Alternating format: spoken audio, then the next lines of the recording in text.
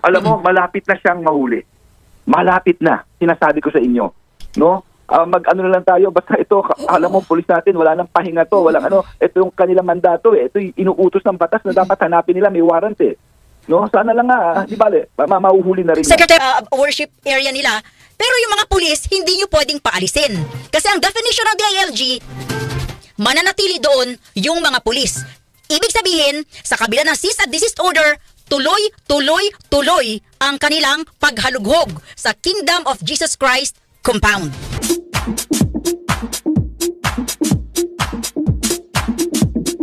Tayong masabi dyan sa ating boss talagang malumanay. Malumanay. Parang pusit. Ang haba ng pasensya. Hindi ko pa talaga nakita ni kahit isang beses na galit ang boss natin. Ewan ko lang kung galit ba kasi kung magsalita napakamalumanay. Lumanay no? Ikaw na mismo. Mahihiyang gumawa ng kasalanan. Ay boss, congratulations kay Boss Rico. At sa lahat ng ng Canoy family din. Dahil sa anniversary. May siya partner. Palichon? Palichon, may pa-cake siya. Kabukas. Kanina may may pasalbo na. Ano nangyari kanina? Pero konti lang partner. May catering. Hindi surprise yung partner ganun ba? At maraming salamat sa Maynilad. Nagpadala sila. So nakatikim ka? Oo, partner. Nagulat na ako. Anong problema sa'yo Kwento ka na lang Hindi, sinashare lang naman, partner. Sumasama ang loob ko. Ay, nako. Eto ba? Sasama ba yung loob mo rito sa balita kanina? Pero kasi nung lumabas ito, tuwang-tuwa daw yung mga miyembro ng KOJC. Kasi may TPO, Temporary Protection Order ng Davao Regional Trial Court Branch 15. Okay, sige, balita. Ay, tuloy, partner. Parang ang iniisip nila rito, ang take nila, although aminado naman yung abogado ng KOJC, parang ang take nila rito, ini-stop o pinapahinto yung ginagawang pagsisilbi partner ng arrest warrant rito kay Pastor Kibuloy. Pero ang sabi ni DILG Secretary nung nakausap kami na rito exclusive ng RMN ng DCXL News after na lumabas partner, kaagad-agad nakausap ng DCXL ni si Secretary Abalos. Ang sabi niya, mananatiling aarestuhin pa rin ng mga kapulisan. Etong si Pastor Kibuloy, dahil sabi ni Secretary Abalos, layon daw ng inilabas na order na tanggalin lamang ang mga barikada. Secretary? Yes, Lourdes, magandang hapon. Sir, mapasok lang mo na balita. Meron daw pong inilabas na cease and desist order ang lokal na korte dyan po sa Davao. Pinapupull out yung ating mga pulis. Natanggap na ho ba ito ng DILG yung information? Well, eto, meron akong kopya ngayon. Babasahin ko lang to, Lourdes. Please, sir, please. Para maliwanagan ng ating mga kababayan, no? Ito yung pinakahuling decision niya. Hence, this court, under the current situation, sees the urgency to direct the PNP 11 to immediately cease and desist from any act or omission that threatens the life, liberty, or security as well as the properties of the petitioners.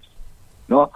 Pinapahinto sa anumang akto na pwedeng manakot sa buhay, sa kalayaan, o sa seguridad ng mga o ari-arian ng mga petitioner.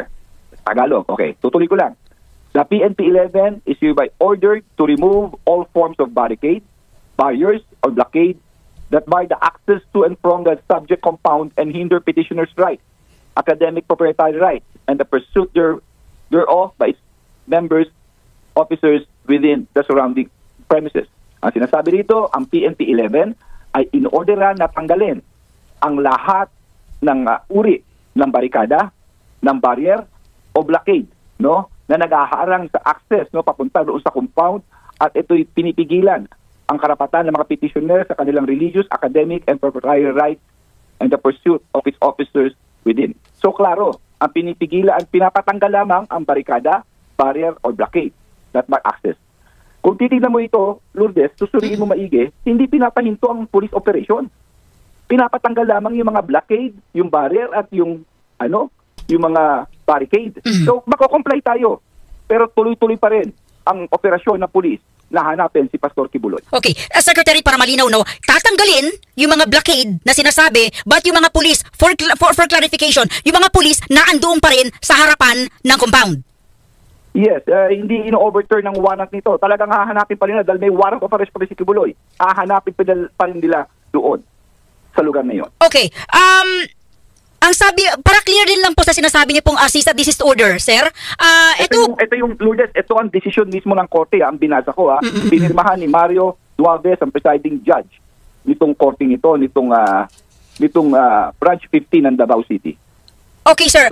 Iba ho yata yung pagkakaintindi rin, sir, ng mga nasa Davao. Ang pagkakaintindi po, kaya raw po nagsasaya na yung KOJC kasi pinalalayas na raw po yung mga pulis sa vicinity inside at outside ng KOJC.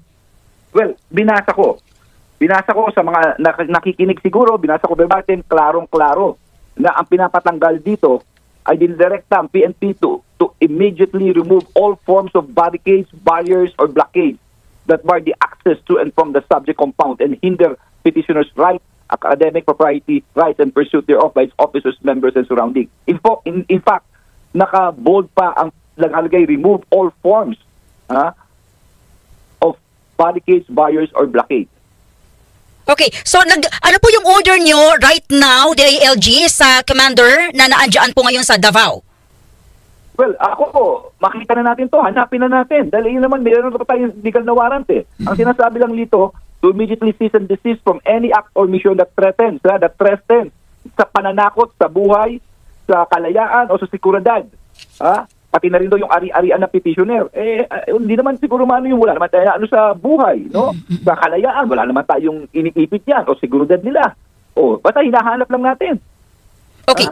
Okay? Secretary, may report ho na ngayon daw po may gagawing, para clear din lang, gagawin yung PNP na papasukin or para makita itong bunker daw? Alam mo, malapit na siyang mahuli. Malapit na, sinasabi ko sa inyo.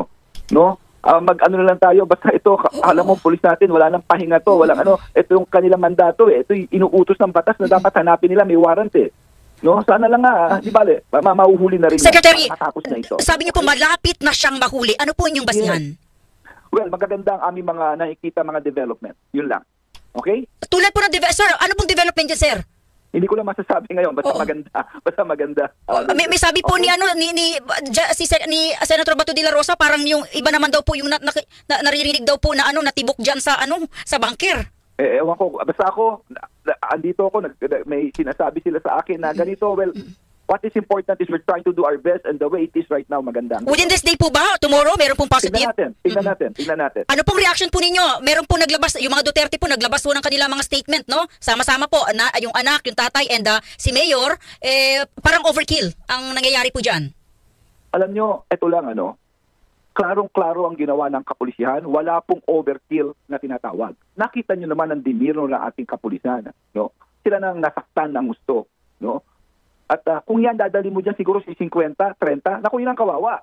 Kasi let's face it, emotions are very high. Hindi ka pwede magpadala ng iilan lamang dyan. What is important, walang napaputok ng baril, no? Walang nanapak, walang nanutok, walang nanipa. Nakita mo naman ang diniro ng ating kapulisan. Maski ilang araw na pagod na yan. Yun ang importante rito. Okay, may nakasawa na ba kayo? Okay, Secretary? Yes. May nakasawa na ba kayo mga KOJC members? May? Nakasuhan na po.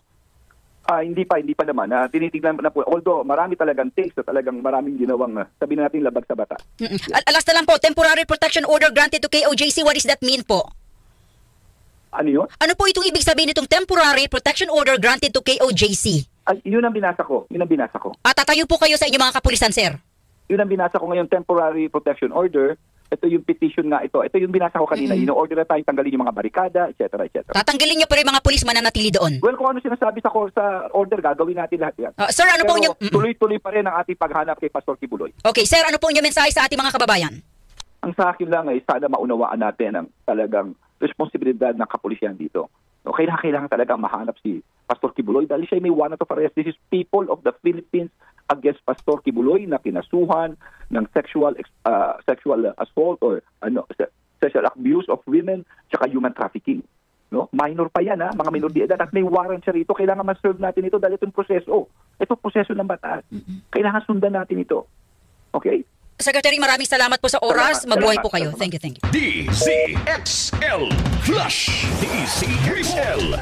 Kauna-unahan po dito po sa DZXL 558 Manila, sabi ho ni DILG Secretary Benhur Abalos. Linawin natin ha, yan po ang pinuno at yan po ay sinusunod ho ng ating mga otoridad. So ang sa kanya, katatanggap lang, ngayon lang lumabas sa cease at desist order at siya po ay nakakuha na ng kopya, susundin nila, tanggalin yung mga barikada.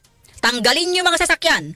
Tanggalin kung ano man yung mga sasakyan na nakakaapekto sa pagdarasal o pagpunta, loob, pasok at labas ng mga KOJC members. But, linawin natin, hindi tatanggalin ang mga pulis sa lugar. Huwag hong umasa yung KOJC kasi kanina sa report ni Kirby, malinaw sabi niya, nagdiriwang po yung mga KOJC members kasi pinaalis na raw yung mga pulis base sa cease at desist order. Ito yung sinasabi ko kanina. Yung mga legal na term na yan, may ibang definition yan sa bawat abogado. Abogado rin yan di ba? So sabi niya, pinapaalis yung ating mga gamit, yung ating mga barikada, yung ating mga sasakyan. Pero hindi naman sinabing aalisin yung mga pulis. Hindi pwedeng umalis ang mga pulis, mananatili sila dyan sa KOJC compound, sa loob at labas. Okay? Kung wala po sa loob, sa labas. Okay? Ito yung assurance niya, narinig nyo lahat kanina. Malapit nang mahuli si Pastor Kibuloy. Sabi ko, sir, today or tomorrow, abangan nyo.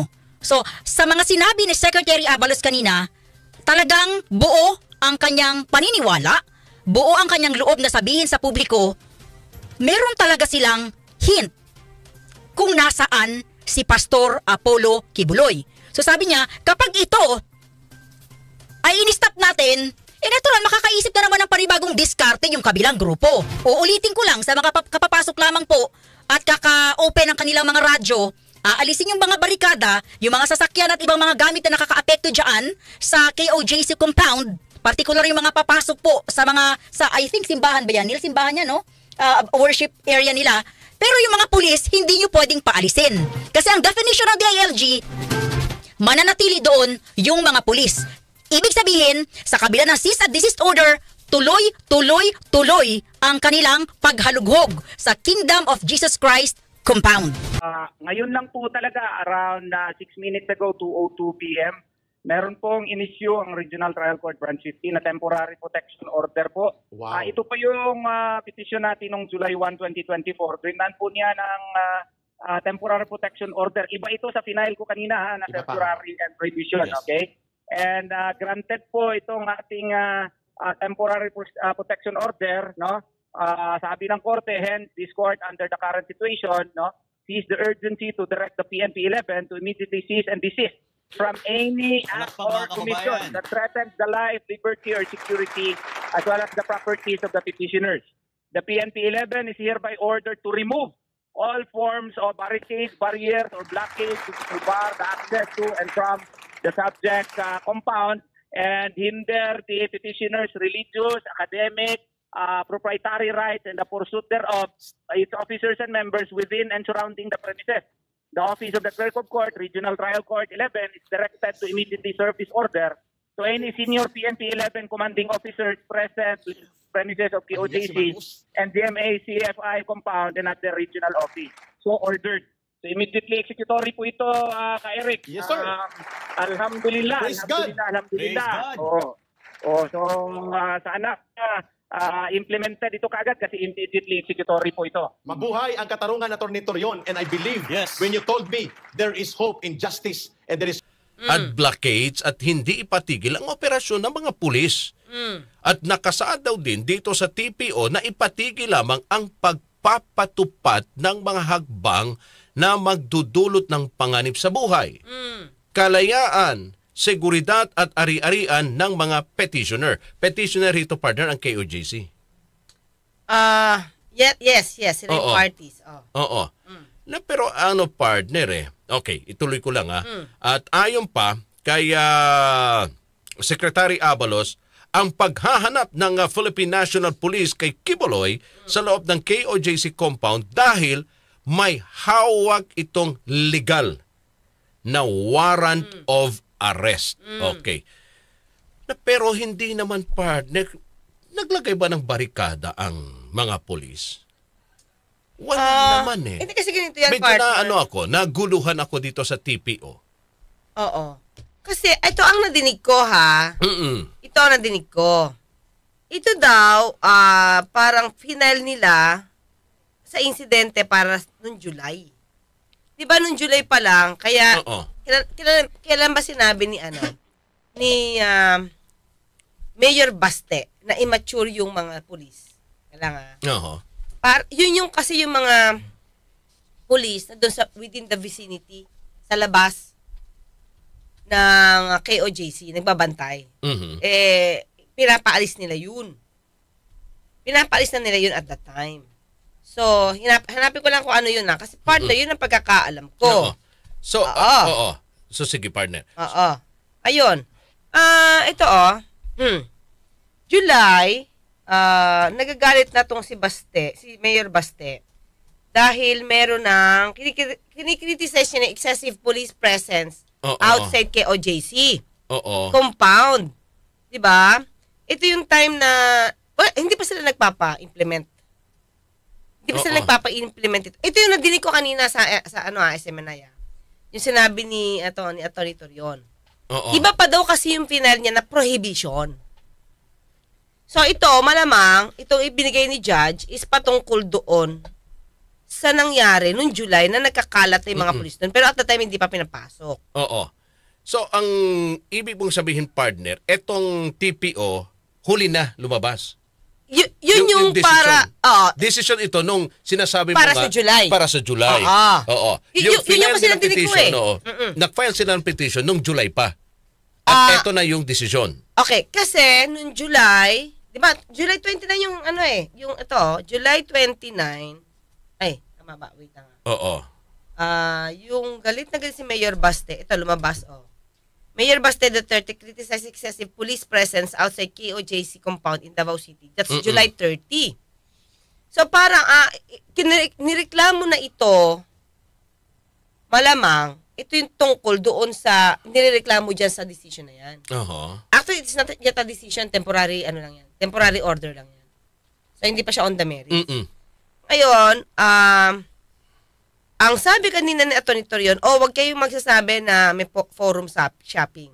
Kasi parang meron nga siyang final na petition for prohibition related naman dito sa bagong sitwasyon.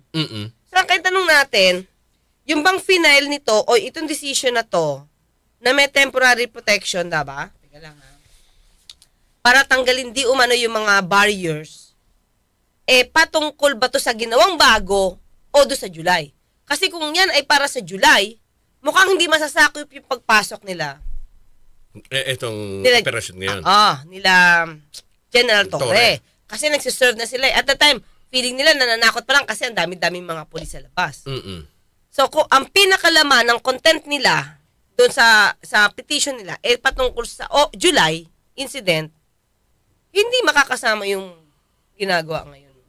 Pero teka, partner.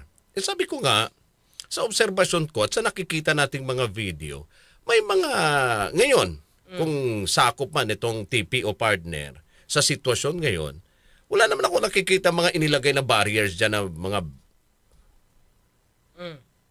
May mga nakaharang ba? Di ba nilireklamo pa nga nila, naglagay ng barrier yung Yung KJC, dahil na yung sa exit ng Davao Airport. May mga heavy equipment pang ang ginawa, nilagay partner. Diba? So parang, di ba, ironic, ewan ko lang, partner Ito kasi, baka posible, pero kanina binabanggit nga ni binasa ni Secretary at nilinaw niya, parang ang sinasabi, etong sitwasyon ngayon, kaya huwag kayong magpakasaya. Okay, partner lagi, kasi ang ginrant is, nag-issue talaga ng writ of amparo. Yun yung petition. So, explain natin ano ba yung writ of amparo. Sige. Okay. Ang sabi kasi, ang writ of amparo, a petition for a writ of amparo is a remedy available to any person whose right to life,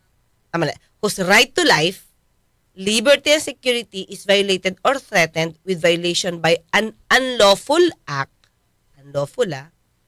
or omission of a public official or employee or of a private individual or entity.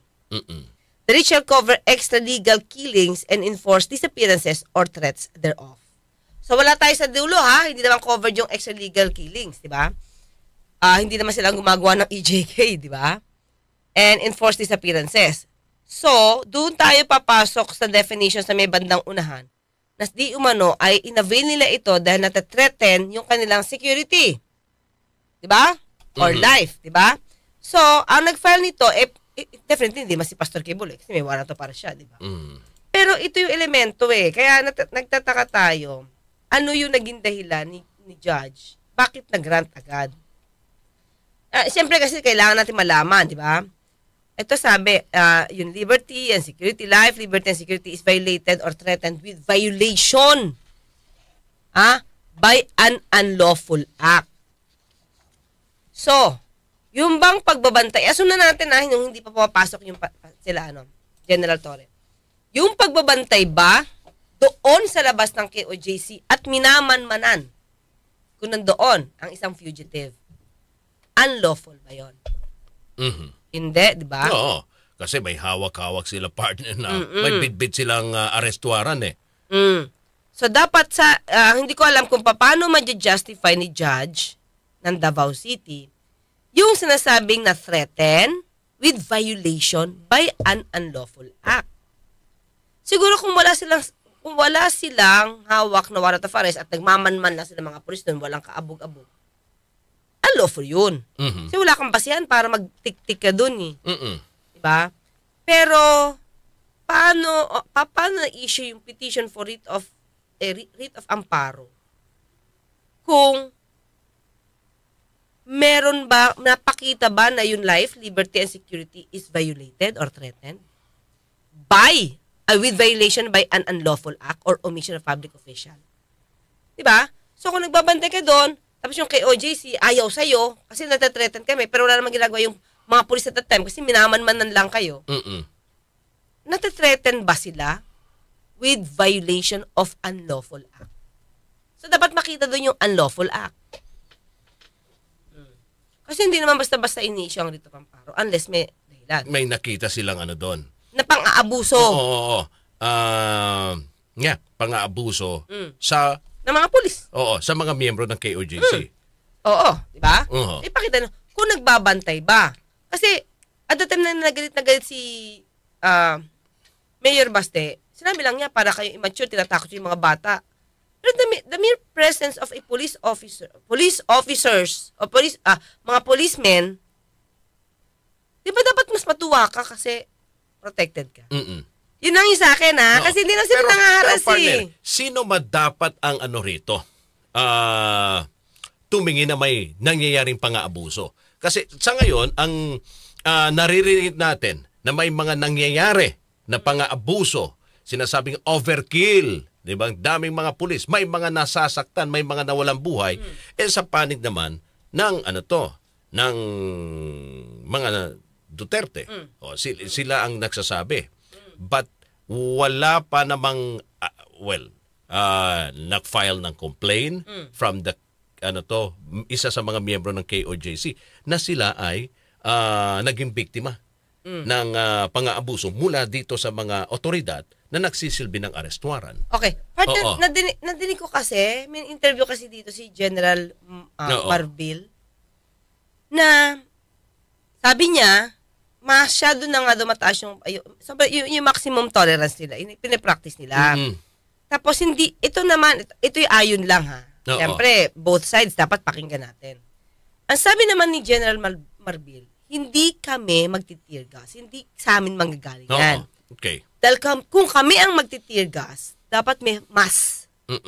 May suot sila. Correct. To protect themselves. Yes, Diba? Kasi sabi niya, masakit mask. yung tear gas na yan. Gas mask.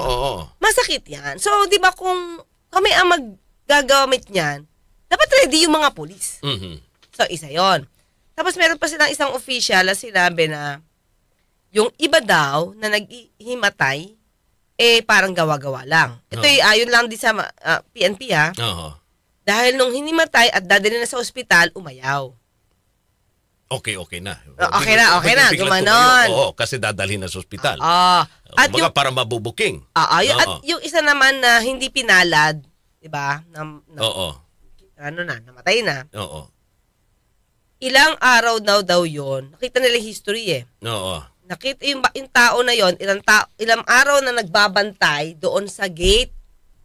Bakit kasi hindi pinapakain o hindi pinapatulog? Sobrang masakripisyo 'yun. Yun ang ano nila, partner eh. Diba? Yun ang kanilang, kumbaga, parang parte ng kanilang pananampalataya kay pastor. At ang sabi pa nga ni General Marbil, sila pa nga daw, ambulansya pa nila ang nagtulong. Okay. Ibang mga pulis. Na hindi nakikita sa kwento nung iba. Well, kanina, may nagtanong din nito kay Pangulong BBM patungkol sa human rights violation, partner. Dito nga sa nangyayari ngayon sa Davao, dyan sa compound ng KOJC. Walang sabi naman ng Pangulo, anong human rights violation doon? Wala ngang dalang armas sa mga pulis. Yun, binabanggit mo nga, wala ngang, kahit isa na partner. Patirgas doon. Okay?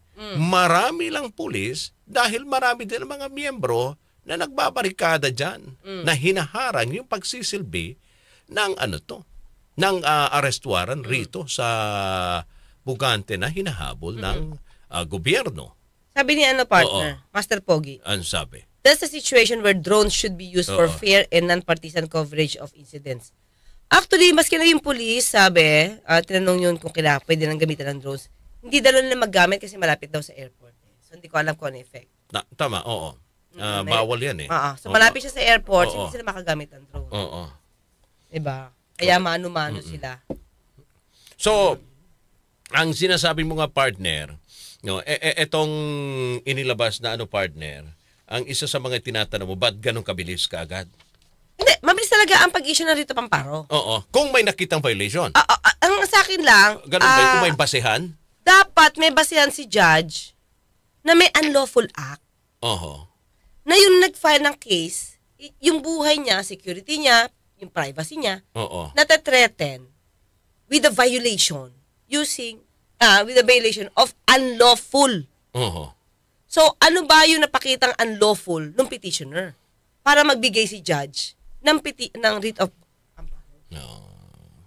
kung pulis yan at may dalang may dalang warrant of arrest, anong unlawful? Yun lang naman tanong ko. Ano kaya yung nakita ni judge na unlawful dun? Para i-grant niya yung petition. Baka eto nga yung mga sinasabi, mga obserbasyon na nakikita na sobrang dami at may mga nasasaktan. Pero dapat mag-file din. Dapat mag-file din yung police ng same. Nasasaktan din sila eh. Oo nga, binubuhusan pa nga partner, 'di ba, ng maruming tubig. Saka hindi, partner, may nagreklamo na nga isang taga TV network. Reporter siya. Pati nga daw siya pinukpok ng payong ng mga taga KOJC eh. Kung ito na neutral reporter lang, pinupukpok nila ng payong, what more ang police? Pero partner, may nakikita ka bang epekto etong inilabas na TPO sa ginagawang operasyon ngayon ng kapulisan? Ang sa akin, ganito partner. Kasi malinaw naman ang sinabi ni DILG Secretary, tuloy! Ang pag-aaresto, hindi yan nasakop ng ginagawang pagsisilbi ng arrest warrant kay Pastor Quiboloy. But makakaano ba to, partner? Makaka-apekto ba to? Sa ginagawa nila? Kung kaya naman panindigan ni DILG, wala naman sila nilalabag. Kasi very clear dito, di ba? Sa definition, dapat ma-prove yung unlawful order. Ay, unlawful yung unlawful act of the public official. Pwede sila ma-cite in contempt. Okay. Diba? Pero kung questionin nila yun, pag sinabi sila in contempt, labanan yan. So, tignan na lang natin. Kasi kung may ganito na, pwede ba itong humantong dun sa pagpigil ng pagsaserve ng kanila? Itong operasyon na ginagawa nila, pwede bang umabot ito, partner? Okay. Kung sakasakali. Kasi may ganito ng TPO at sinasabi nga, ang pagpapatupad nito ay hagbang na magdudulot ng panganib sa buhay, kalayaan, seguridad o ari-arian ng mga petitioner. Hinahalugad, di ba? Hinahalugad, hinahanap nila yung kuweba na kung saan na naririnig nila yung tibok ng puso nang sabi naman ni Senator Bato, palakalang yan, kayo talaga, di ba? Pwede ba, partner, umabot ito sa ganito? Kasi sa tingin ko, although sabi nga ni Secretary Abel, malapit na makita. Hindi lang niya pero may ano na sila, partner. May mga tip na sila, meron na silang mga nakikitang partner, paraan na basta may ganun siya kaninang binabanggit pero ayaw lang niya talagang ibigay yung buong impormasyon. Basta sabi niya, malapit na. Ito nga partner, meron din sinabi sila na malamang daw yung secret entry. Oo. May bandang school. Okay. Magandang choice yun. Kasi pag may bata, talagang medyo mag-aalanganin kang pumasok, partner. Pero nararamdaman yata nila na malamang nandandan doon, ang mga tumigil ngayon sa school ay yung mga adult. Hinarangan. So, syempre, ang utak ng police, partner, kung saan ka humaharang, most probably, nandun. meron dyan. No. Diba? Posible. Oo. Pero sabi ko nga, basta, ang nadinig ko kanina umaga, kanina hapon, yung patungkol dito, sa desisyon na to, is for the July incident. So, kung yan ay pang July incident, hindi niya covered yung ginagawa ngayon ng PNP na nagsiserve ng warrant.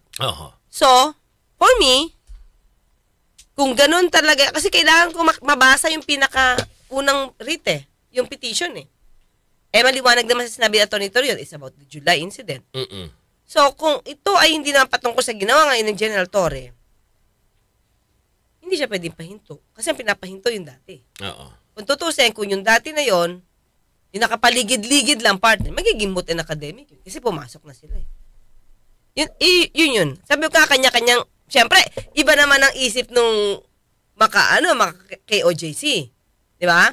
Ako, siyempre, kung ano yung iniisip nila, ano yung pwedeng dito? Pangsangga. Kung ako naman si PNP, ano yung pwedeng niyang maging depensa? Di ba? Yun yung iisipin mo. So sa akin, kung makikita ko na ito ay pang July na incident, di ko pipigilan yung PNP. Ngayon, na magsagawa. Kasi hindi kami covered. Yung sinasabi niyong petition, hindi covered yung ginagawa namin bago ngayon. Yun yung sa akin. Diba? Ayun. Ito, sabi ng ating mga kayubi, enemy downfall, pag nahuli dyan si Quiboloy, wasak sila pati mga politiko na support sa kanya pag hindi sapol si General Torre. Malamang attache case may hindi ko masyado. Jojo Cristobal, thank you. Reynald Ray, attorney, may nakita akong post sa Inquirer daw sa view ng Supreme Court na yung arrest can continue, hindi siya affected ng TPO na issue ng Davao Court. Good. Yun. Same yung sinasabi nga ni Secretary Abalos. Angelo Anor, yepi, umabot ako sa live nyo sa Road at Attorney Claire. Inaabangan ko po kayo palagi from Ireland. Salamat. Joy Lord Valencia. Nako, hindi ko pwedeng basahin yung ano niya. Jorylyn, dapat, Attorney Claire, di ba pwede baliktarin yung desisyon ng court ng Davao at question yung judge sa desisyon niya? Okay. Alam niyo kasi mga kayubi, meron kasi dito na hindi ka pwedeng mag-motion for reconsideration because this is not a decision on the merits. Ibig sabihin, hindi siya tapos. itong binigay na decision na to, temporary lang to. Kumbaga, sa isang kaso, nag-decide ka ng isang issue lang. Isang issue pa lang yan. So, ang sinasabi dito kasi nga, di ba, when it comes to, kung legit yung mga case na ganito, lalo na life, liberty, security ang at stake, di ba? Kaya mabilisan to. Bawal kasi mag-file ng motion to dismiss. Di ba? Bawal din mag-file ng motion for reconsideration. Hindi mo rin pwedeng questionin yung alleged abuse of power. Kasi bawal ang certiorari and mandamus or prohibition against any interlocutory order. Kaya kung ito talaga mangyayari, di ba, pwedeng ipa-implement agad. Because interlocutory order lang siya. Kumbaga, an order within the court, within the case. Hindi pa siya yung final, pero nag-order ng habang pending yung case. That's interlocutory order or interim order ang tawag. Okay. Pero ako, sa akin, kung ako sa PNP, hindi ako hihinto. Kasi meron din naman akong order na dapat kong sundin. Yung pagsisilbi ng arrest warrant. Ang sa akin, katwiran ko, teka lang. I-quash nyo muna yung warrant of arrest. Kasi meron existing warrant of arrest. Sino dapat magpatupad? Police. Sino ang may jurisdiction na police? Taga Davao. Diba? So, hindi nyo kami pwedeng paalisin dito kasi ini-implement din namin yung warrant of arrest. Yun yung sa akin. Sabi ni Melchor Gordon, to secure life and property naman ngayon. Kaya pwede sila magstay. Dahil nga rito sa TPO. Kasi yun ang yung nakasaad Hindi sa akin kasi, mas malakas yung may warrant of arrest unless yun ay na cancel. Na lift. Wala kang power pagka na lift yung warrant of arrest. Pag meron yan, wala talaga i-implement mo yun. Kasi yun nga partner tinitingnan ang sinasabi rito, pagpapatupad ng habang magdunong panganib sa buhay, kalayaan, seguridad at ari-arian ng mga petition. Paano pag nakaharang sila dun sa nakita ng pulis? Sila yung nag-cause ng panganib sa buhay nila. Kaya nga dapat, sana lang, ayoko naman syempre diktahan yung judge kasi hindi ko alam kung ano nakita niya. Baka may nakita naman siyang karapat-dapat para sa mga taga Davao sa KOJC. Okay? Kasi instead of temporary protection order, pwede siyang mag-order muna nung i-inspect niya. Magkakaroon siya ng inspection order. Okay? Para makita niya ano yung sitwasyon. Hindi lang naman temporary protection order ang interim reliefs na pwedeng ibigay ng court. So, meron dito, inspection order. The court, justice, or judge upon verified motion after due hearing may order any person in possession or control of a designated land to permit entry for the purpose of inspecting. Tignan mo. Bago ka magbigay ng temporary protection order, especially kung ini-implement ng police. So, pupunta sila mismo doon sa area at titignan yung sitwasyon bago sila maglabas ng TPO. Kasi inspection order muna, inspect muna. Tignan nila kung may unlawful action talaga. Di kung wala, huwag kang mag-TPO. Kasi yun ang partner Ang sitwasyon ngayon, nahihirapan nga ang mga pulis na para pasukin yung ibang mga lugar kasi nandyan nakaharang. Now with this partner, TPO na inilabas ng regional, baka nga, yun nga iniisip ko kanina, baka mas lalo mahihirapan ang mga pulis. Kasi malapit na sana kaya sila nagmamadali.